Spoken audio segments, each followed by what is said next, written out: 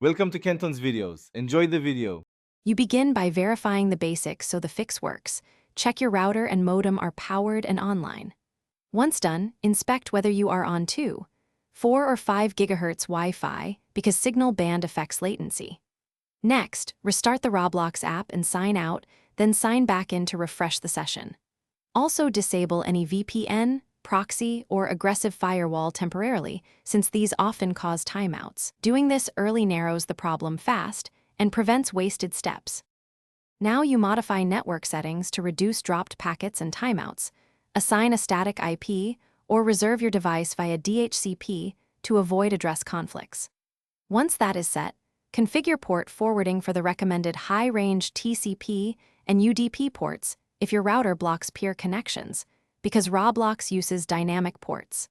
Make sure to pause large downloads and streaming on the same network and switch to wired Ethernet when possible, since a stable physical link dramatically cuts timeout. To finish, you clear the Roblox cache and ensure the client is up to date.